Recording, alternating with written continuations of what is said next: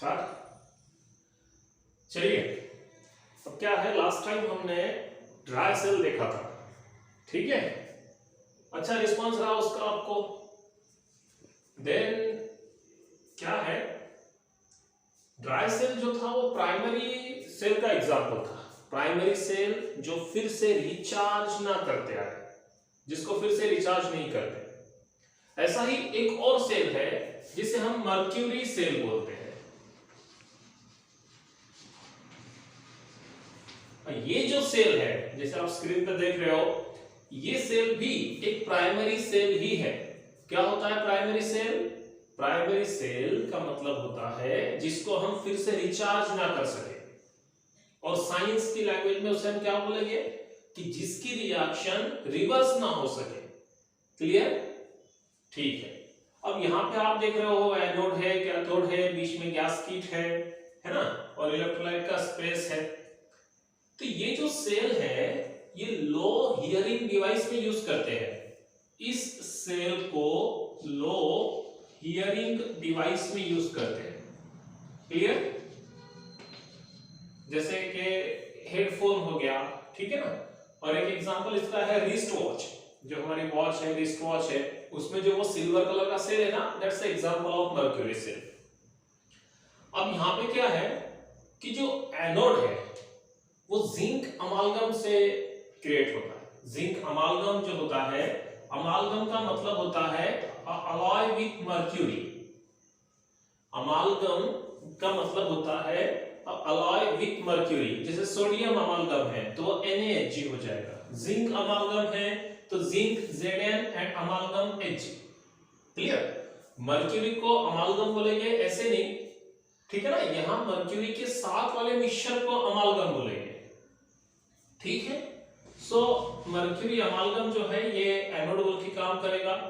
और जो mercury oxide का जो पेस्ट होगा, पेस्ट है अब ये, तो ये मर्क्यूरी ऑक्साइड प्लस कार्बन, ठीक है। तो इसका जो मिश्रण है ये कैथोड बोल के काम करेगा, कैथोड। और यहां बेटा इलेक्ट्रोलाइट जो होता है वो KOH प्लस जिंक ऑक्साइड, इस इलेक्ट्रोलाइट को यूज करते हैं। क्लियर? अब मैं आपको इस तरीके से इसलिए पढ़ा रहा हूं क्योंकि अपना एग्जाम ओरिएंटेड है।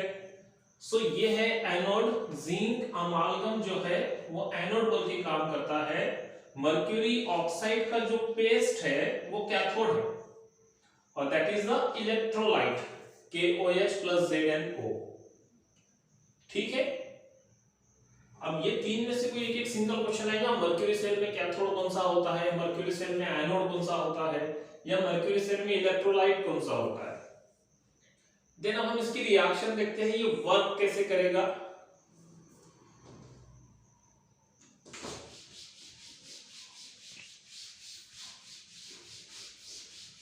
अब जिंक की तो टेंडेंसी होती है इलेक्ट्रॉन लॉस करने की। जिंक जो है उसकी टेंडेंसी है इलेक्ट्रॉन लॉस करने की। तो यहां पे क्या होगा कि ये जो जिंक है ये अपने इलेक्ट्रॉन लॉस करेगा एज यूजुअल 2 इलेक्ट्रॉन। और इलेक्ट्रोलाइट में का जो OH है, ठीक है ना, एक मिनट, हमारा डस्टर ऐसे होता है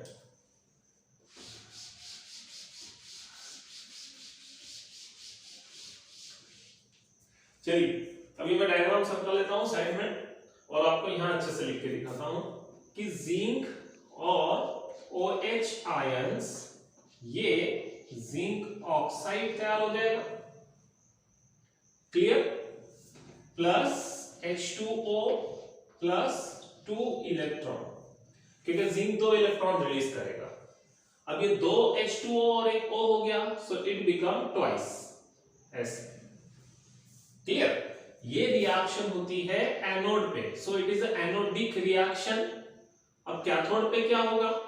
कैथोड पे जो मर्क्यूरी ऑक्साइड है ये इस मटेरियल को यूज करेगा, क्योंकि कैथोड पे गेन ऑफ इलेक्ट्रॉन होगा, एंड देन हियर, क्लियर, अब यहाँ ये जो मर्क्यूरी है इसका रिडक्शन होगा simply loss of oxygen and plus twice OH minus, ऐसे इसमें से 2 हाइड्रोक्साइड आयन निकल जाएंगे। और जो नेट रिएक्शन होती है वो क्या होती है? नेट रिएक्शन इन दोनों का कॉम्बिनेशन, इन दोनों की एडिशन।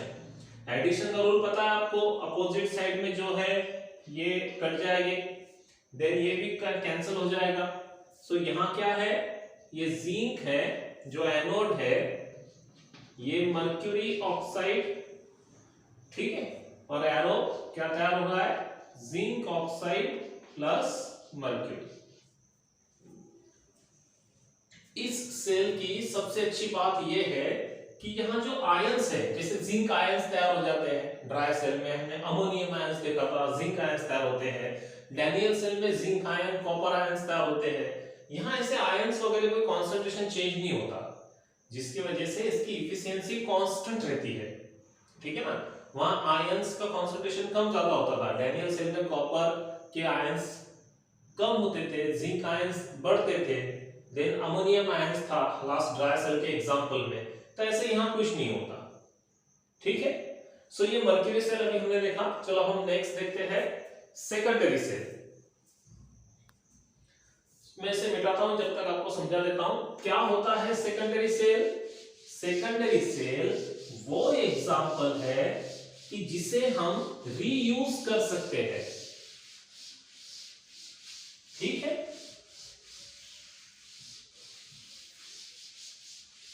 सेकेंडरी सेल किस तरह का एग्जाम्पल है? ऐसा एग्जाम्पल है कि जहां पे हम उस सेल को रीयूज कर सकते हैं, यानी एक बार सेल काम करता है, फिर उस सेल की वर्किंग एफिशिएंसी खत्म होती है, फिर उसको हम अनदर एक्सटर्नल सर्किट से जोड़ते हैं ताकि वो रिचार्ज हो जाए। सो जो रिचार्जेबल है वो है secondary cell.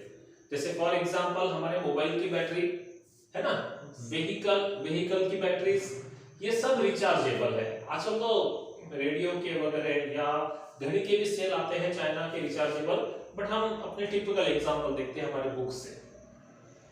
So secondary cell को इसीलिए स्टोरेज सेल भी कहा जाता है। सेकेंडरी सेल को इसीलिए स्टोरेज सेल भी कहा जाता है क्योंकि उसमें एनर्जी फिर से रिस्टोरेज करते आती है, क्लियर। और इसका सबसे बेस्ट एग्जांपल है लीड की जो स्टोरेज बैटरी है वो। अब बैटरी है मोर देन, क्लियर, ये जो आप स्क्रीन पे देख रहे हो that is a lead storage battery, ठीक है। अब ये जो लीड स्टोरेज बैटरी है, इसका पहले आपको कंस्ट्रक्शन क्या लिखना है कि जो वेसल है, जो आपको कंटेनर दिख रहा है रेक्टेंगुलर शेप का, वो एक तो कांच का होता है, ग्लास का या प्लास्टिक का होता है, क्लियर। और उसके अंदर आपको अल्टरनेट जो दिख रहे हैं लीड प्लेट्स अल्टरनेट रखे हैं, एक है प्योर लीड, क्लियर, और एक है लीड प्लस लीड ऑक्साइड का उसके ऊपर पेस्ट है, इसे स्पॉन्जी लीड कहते हैं। और ये लीड की ही प्लेट पे लीड ऑक्साइड का लेप लगाया हुआ होता है, कवरिंग जैसे बोलते हैं, क्लियर। और ये जो लीड प्लेट है ये होती है एनोड, और ये जो लीड ऑक्साइड है ये कैथोड बोल के काम करता है, क्लियर। और ऐसा अल्टरनेट क्यों अरेंज करते हैं? क्योंकि मैक्सिमम जो इलेक्ट्रोड का जो एरिया है वो इलेक्ट्रोलाइट के कांटेक्ट में आए। अब यहाँ पे जो इलेक्ट्रोलाइट होता है वो होता है H2SO4, 38% H2SO4, ये इलेक्ट्रोलाइट है। 38% का मतलब होता है जैसे अगर आपने 100 ml तैयार किया तो वहां 38 ml H2SO4 एंड रिमेनिंग कितना आएगा 62% वाटर, क्लियर। ऐसा उसका मतलब होता है 38% H2SO4 का मतलब होता है 38 ml H2SO4 plus 62 ml water in 100 ml solution, ठीक है। यहां एक्चुअली इसकी स्पेसिफिक ग्रेविटी पूछी जाती है। Density is a different thing और specific gravity is a different thing. H2SO4 की जो यहां स्पेसिफिक ग्रेविटी होती है वो होती है 1.84, उसका यूनिट नहीं होता कोई, ठीक है ना। 1.84, क्योंकि ये डेंसिटी बाय डेंसिटी है। जैसे जो मटेरियल है उसकी डेंसिटी डिवाइडेड बाय वाटर की डेंसिटी, सो डेंसिटी की यूनिट कट हो जाएंगे और स्पेसिफिक ग्रेविटी का यूनिट नहीं होता इसलिए, ठीक है, स्पेसिफिक ग्रेविटी को यूनिट नहीं होता। तो 1.84 कैसे यूज करते हैं? एक्चुअली डाइल्यूशन करते करते ये 1.23 1.24 तक जाता है। H2SO4 की जो स्पेसिफिक ग्रेविटी है, जब हम इसे डाइल्यूशन में डालते हैं, डाइल्यूट करते हैं, तो ये 1.23 1.24 तक होती है, ठीक है। तो इसकी आपको स्पेसिफिक ग्रेविटी भी याद रखनी है। इस क्वेश्चन से रिलेटेड ये जो स्क्रीन पे आप डायग्राम देख रहे हो, ये है लीड स्टोरेज बैटरी के डायग्राम। यहां का आपको मैंने एक और एक्स्ट्रा क्वेश्चन बता दिया कि जो अल्टरनेट जो प्लेट है लीड और लीड ऑक्साइड के, एनोड कैथोड के, वो कितना पावर कट ऑफ हो गया था। चलिए हम कंटिन्यू करते हैं। तो यहां आपको लिखना है कि वो जो कंटेनर है वो ग्लास का या प्लास्टिक का होता है, जिसके अंदर H2SO4 इलेक्ट्रोलाइट है, और वो लीड की जो प्लेट है वो अल्टरनेट है। वो अल्टरनेट क्यों है?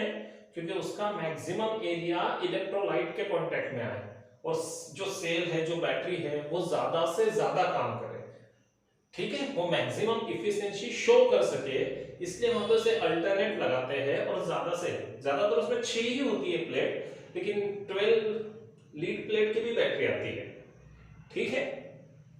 तो चलिए इसके रिएक्शन देखते हैं हम। तो एक्चुअली क्या है कि जो लीड है पीबी, ये एनोड बोल के काम करता है, एनोड, ठीक है। अब एनोड पे क्या होता है? लॉस ऑफ इलेक्ट्रॉन, तो ये अपनी इलेक्ट्रॉन लॉस कर देगा 2 इलेक्ट्रॉन और डाई पॉजिटिव हो जाएगा। अभी डाई पॉजिटिव हो जाएगा, इसलिए जो SO4 है इलेक्ट्रोलाइट का, ये इसके साथ कंबाइन हो जाएगा, यानी यहां क्या तैयार हो जाएगा? PbSO4s। एंड कैथोड पर क्या होता है? What happen at cathode? Cathode पे ये जो लीड ऑक्साइड है, ये इस इलेक्ट्रॉन को रिसीव करेगा और इलेक्ट्रोलाइट तो है ही वहां, SO4 डाई नेगेटिव है, प्लस H2SO4, अब यहां पे 2 आ जाएंगे, ये एक और ये एक, ऐसे 2 H2SO4 हो गए, इसलिए 2 H2SO4 में से 4 H निकलेंगे और ये हो जाएंगे 2 इलेक्ट्रॉन। तब ये क्या तैयार करेगा? ये भी PbSO4 ही तैयार करेगा, ऐसे, clear. And plus, then plus, अब इसमें क्या बचा है? H2O, ट्वाइस H2O, क्लियर हो गया अभी, ठीक। ये एक O, अच्छा 2 O, PbO2 है ये, sorry, it's a PbO2 lead oxide, ठीक है ना। और नेट रिएक्शन, अब यहां पे जो नेट रिएक्शन है वो इलेक्ट्रॉन इलेक्ट्रॉन कैंसल, इसको हम कंबाइन भी लिख सकते हैं, जैसे 2 H2SO4 ऐसे, प्लस यहां पे ये दोनों Pb plus PbO2, then arrow, then एक और एक 2, twice PbSO4 plus twice H2। अब ये जो हम सेल देख रहे हैं, ये रिचार्जेबल सेल है, यानी ये जो हो रहा है ये वर्किंग हो रहा है जब आप सेल को इस्तेमाल में लाते हो, when the cell is in use, तो ये ऐसे होता है। सो इसी को कहते हैं कि work of cell in use, या फिर इसे कहते हैं डिस्चार्ज। धीरे धीरे बैटरी जो है वो डिस्चार्ज हो रही है, डिस्चार्ज हो रही है, ठीक है ना। सिंपल क्वेश्चन आता है कि लीड स्टोरेज बैटरी वर्क करते समय कौन सी रिएक्शन होती है? एनोड पे कौन सी? एनोडिक और कैथोडिक, और नेट रिएक्शन स्पेशली मेंशन किया होता है वर्ड्स उस क्वेश्चन में, इन द यूज, ठीक है। और जब हम ये यूज किया हुआ सेल जब हम रिचार्ज के लिए अप्लाई करेंगे, जो एक्सटर्नल सोर्स है उस पर जब हम इसे रिचार्ज के लिए लगाएंगे, तो क्या हो जाएगा? तो सेकेंडरी सेल का बेसिक प्रिंसिपल ही है कि रिएक्शन रिवर्सिबल हो जाती है, ये जो एनोड है यहाँ ये रिएक्शन ऐसे रिवर्स हो जाएगी, यानी एनोड पे लीड फिर से तैयार हो जाएगा, इस कैथोड पे ये रिएक्शन रिवर्स हो जाएगी, यानी कैथोड पे लीड ऑक्साइड फिर से तैयार हो जाएगा। क्लियर? और ये जो ओवरऑल रिएक्शन है ये भी रिवर्स हो जाएगी, ताकि फिर से लीड तैयार हो जाए, लीड ऑक्साइड तैयार हो जाए और इलेक्ट्रोलाइट तैयार हो जाए। Got it? जब ये रिचार्ज होता है सेल तो ये पूरी रिएक्शन रिवर्स होती है। अब मेरा बोर्ड छोटा है, अदरवाइज मैं आपको यहीं इसको कंपैरेटिवली लिख के दिखाता था। चलो हम लिखने की कोशिश करते हैं।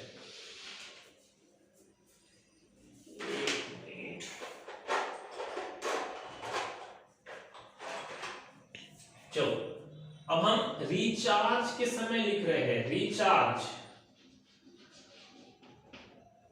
के समय क्या होगा, तो ये रिएक्शन रिवर्स लिख दो, आपको रट्टा लगाने की जरूरत नहीं है, बस इतना याद कर लो। सेकंड मटेरियल आपको ऐसे ही याद रहेगा। इसे इस पैटर्न में लिखना है कि PbSO4 और ये 2 इलेक्ट्रॉन इस तरह से, ये कहां हो रहा है, एनोड पे हो रहा है। तो क्या तैयार हो जाएगा, Pb और प्लस SO4 डाई नेगेटिव, क्योंकि जब हम इसको आयोनाइज करेंगे तो Pb डाई पॉजिटिव है, तो ये 2 इलेक्ट्रॉन लेके वहां न्यूट्रल हो जाएगा और ये आयंस एज इट इज दिखेंगे, यानी इसका रिवर्स। और कैथोड पे क्या होगा, ये रिएक्शन का रिवर्स, यानी PbSO4 plus twice H2O arrow. इसलिए बहुत बार हमें बैटरी में, इन्वर्टर बैटरी में बहुत बार सिर्फ पानी डालना पड़ता है, क्योंकि पानी डालेंगे उसका आयोनाइजेशन इजीली हो जाता है। ठीक है ना, एसिड तो बहुत रेयर डालते हैं हम, उसका जब मेंटेनेंस वगैरह है तो। लेकिन अगर इन्वर्टर जो बैटरी है जो बार बार रिचार्ज होती है, ठीक है, तो उसमें मैक्सिमम टाइम का हमें वाटर को ही मेंटेन करना पड़ता है। और ये फिर इस तरफ के सब ions PbO2 plus SO4 die negative plus 4H positive plus 2 electron, और जो नेट रिएक्शन होगी वो भी इसके रिवर्स होगी। जो नेट रिएक्शन है, जैसे अब ये दोनों हैं तो twice PbSO4 plus twice H2O, 2 electron cancel हो जाएंगे, then it is a lead plus lead oxide and twice H2SO4। इनको सबको हमने कंबाइन करके लिख लिया ऐसे, ये 2 और 2 4, ट्वाइस H2SO4 2 टाइम्स। तो देखो ये इसी का रिवर्स है। तो ये है रिचार्ज होते समय और ये है डिस्चार्ज होते समय, ये यूज में आते समय, और जब हम इसे चार्जिंग को लगाते हैं ये उस समय की रिएक्शन। फिर आप बोलोगे सर अगर दोनों अगर एक साथ पूछा गया तो अच्छे से याद रहेगा कि इसका रिवर्स लिखो, लेकिन अगर आपको सेपरेट याद रखना है तो चार्जिंग के समय एनोड पे लीड काम करता है, Pb काम करता है, लेकिन रिचार्ज के समय एनोड पे Pb तैयार होता है। आप ऐसे इसे याद रखिए। ठीक है, मैंने आपसे कह दिया इतना याद रखो, इसको रिवर्स लिखो। लेकिन अगर सेपरेटली क्वेश्चन इस पे आ गया सीधे सीधे कि रिचार्ज के रिएक्शन लिखो, अभी लास्ट टाइम 1920 में सीबीएसई के अंदर क्वेश्चन था कि यूज के समय के रिएक्शन लिखो, तब यहाँ पे आपको क्या याद रखना है, जो बेसिक लॉजिक है कि लीड एनोड पे वर्क करता है डिस्चार्ज के समय इन द यूज, और जब उसको हम रिचार्ज करेंगे, जब रिएक्शन रिवर्स करेंगे तो लीड एनोड पे तैयार होता है, Pb तैयार होता है। तो ये ऐसे है, बहुत बेस्ट एग्जांपल है ये सेकेंडरी स्टोरेज का। अब जो मटेरियल है इसके बाद हम देखेंगे फ्यूल सेल और एक करोजन की थ्योरी, वहां हमारा टॉपिक खत्म हो जाएगा। ओके, चलिए बाय।